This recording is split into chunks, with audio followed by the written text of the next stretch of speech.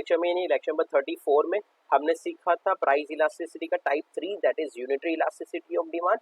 आज के इस लेक्चर में यानी लेक्चर नंबर 35 में हम सीखने जा रहे हैं इलास्टिसिटी का चौथा type that is relatively in elastic demand.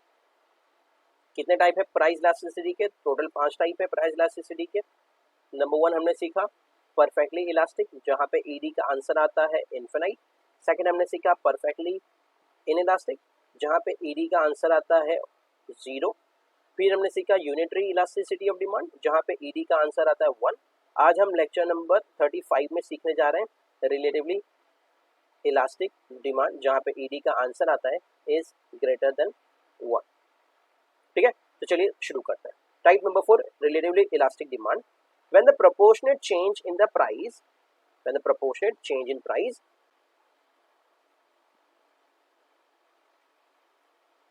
is more than, बहुत ही important term, is more than proportionate change in the quantity demanded, जहाँ पे प्राइस का proportionate ज्यादा होगा और क्वांटिटी का कम होगा, more than the demand is set to the relatively inelastic। इस सिचुएशन को हम क्या कहेंगे?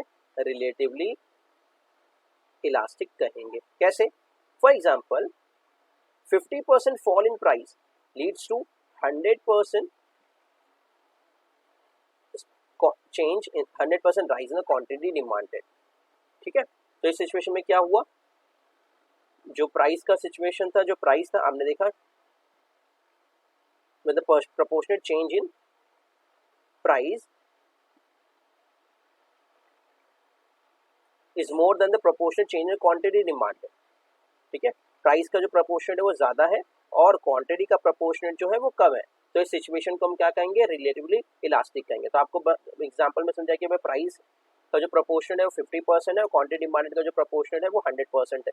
तो इससे क्या हुआ? हमने आपको पता है सबसे पहले मीनिंग पढ़ा जाएगा, मीनिंग के बाद क्या होगा? इसमें होगा एक फॉर्मूला, फॉर्मूले के बाद होगा ग्राफ, ग्राफ के बाद होगा एक्सप्लेनेशन ऑफ द ग्राफ। ठीक है, इसी सिचुएशन में पढ़ना है। तो आपने देखा ईडी यानी इलास्टिसिटी ऑफ डिमांड, आप जानते हैं ये है परसेंटेज, ये है चेंज, ये है क्वांटिटी डिमांडेड अपॉन परसेंटेज, ये है चेंज, ये है प्राइस। ठीक है, तो क्वांटिटी डिमांडेड का प्रोपोर्शनेट कितना था? 50 था और प्राइस का प्रोपोर्शनेट कितना था? नहीं, क्वांटिटी डिमांडेड का प्रोपोर्शनेट था 100 और प्राइस का प्रोपोर्शनेट था 50। ठीक है, फॉर्मूले पुट अप किया आपने, कैंसिलेशन किया और आपको आंसर मिला 2, यानी 100 डिवाइड बाय 50 करेंगे विल गेट 2। तो इलास्टिसिटी का आंसर आ गया 2, that is ED is greater than 1। ठीक है, जो 2 है वो क्या है? वो 1 से बड़ा है ना, 2 अगर है तो वो 1 से बड़ा है, तो ऑब्वियसली जब हमारा इलास्टिसिटी का आंसर 2 आया है तो ईडी क्या है? Is greater than 1। ईडी का जो भी आंसर आया है वो क्या है? 2 से 2 है। क्यों? क्योंकि 2 जो है वो 1 से बड़ा है, तो 2 इज ग्रेटर देन 1।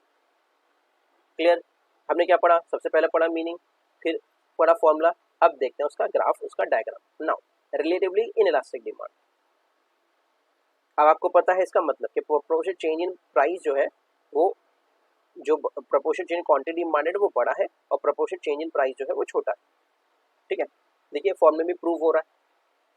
प्राइस है प्रोडक्ट का पी, हम कितना क्वांटिटी खरीद रहे हैं क्यू, प्राइस थोड़ा सा डिक्रीज हुआ। ठीक है, जिससे क्या हुआ?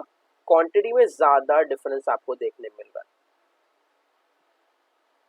ठीक है, तो इससे हमने 2 पॉइंट आपने देखे, 2 पॉइंट आपको देखने मिले। फर्स्ट में हमारा ओरिजिनल क्वांटिटी, ओरिजिनल प्राइस से पॉइंट मिला, देन हम प्राइस डिक्रीज हो गया और हमें नया क्वांटिटी डिमांड देखने मिला, हमें दूसरा पॉइंट मिला और एक नया डिमांड कर्व हमारे सामने है। इसको भी हमने क्या नाम दिया? ऑब्वियसली डिमांड कर्व को नाम देते हैं डी डी। ठीक है, जो थोड़ा सा आपको फ्लैटर दिख रहा है। ठीक है, थोड़ा सा आपको फ्लैट जाता दिख रहा है, वो हॉरिजॉन्टल नहीं है, वो वर्टिकल नहीं है, वो पैरेलल नहीं है, वो रेक्टेंगुलर फॉर्म में भी नहीं है, वो थोड़ा सा फ्लैटर है, थोड़ा सा झुका हुआ है। अब उसका एक्सप्लेनेशन आपको पता है, हमने मीनिंग पढ़ा, हमने फॉर्मूला पढ़ा, हमने ग्राफ देखा, अब पढ़ते हैं उसका explanation. In figure 3.14 when the price falls from OP to OP1, price क्या हो गया? डिक्रीज हो गया। वैसे तो ये 0 है लेकिन हम इसको O कहते हैं। ठीक है, तो OP प्राइस था हमारा पहले और प्राइस क्या हो गया? डिक्रीज हो गया। कितना हो गया? OP से OP1। लेट्स से हमने पहले अज्यूम किया था कि भाई प्राइस 10 था, डिक्रीज हो गया, कितना हो गया? 5। ठीक है, 50% का चेंज हुआ। Demand rises from OQ to OQ1, तो डिमांड इंक्रीज हो गया। पहले कितना था? OQ ही था, इतना ही था। अब वो क्या हो गया है?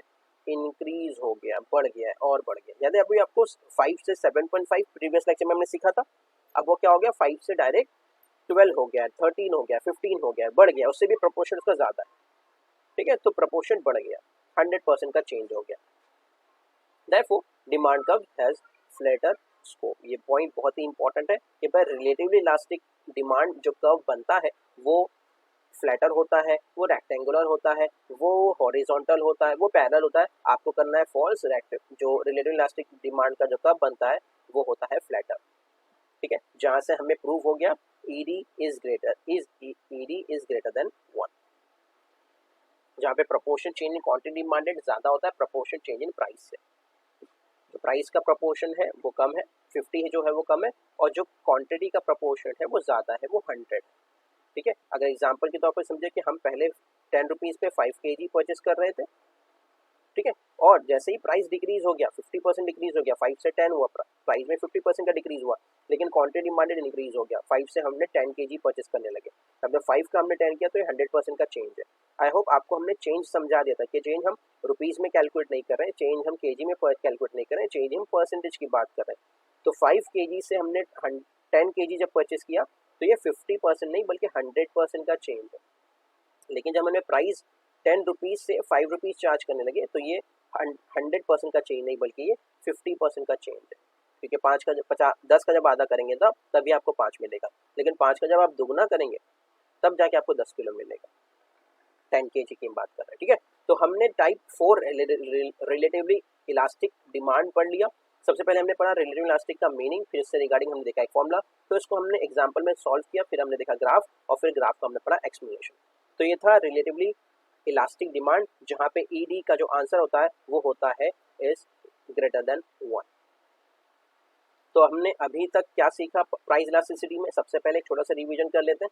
सबसे पहले हमने सीखा कि भाई प्राइस इलास्टिसिटी में 5 टाइप होते हैं।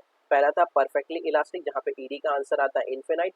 फिर हमने सीखा type 2 price elastic perfectly inelastic demand, जहाँ पे ईडी का आंसर आता है 0। फिर हमने सीखा था टाइप 3 यूनिटरी, जहाँ पे ईडी का आंसर आता है 1। और आज के इस लेक्चर में, लेक्चर नंबर 35 में, हमने सीखा रिलेटिवली इलास्टिक डिमांड, जहाँ पे ईडी जो होता है वो होता है ग्रेटर देन 1। नेक्स्ट लेक्चर में हम सीखेंगे रिलेटिवली इनइलास्टिक, जहाँ पे ईडी होगा लेसर देन 1, ठीक है। आई होप यहाँ तक सबके डाउट क्लियर हो चुके होंगे। अगर आपके अभी भी डाउट है आप चैट सेक्शन में जरूर पूछें। मिलते हैं नेक्स्ट लेक्चर में, जब तक के लिए keep learning, keep growing, keep smiling. Thank you very much and of course good bye.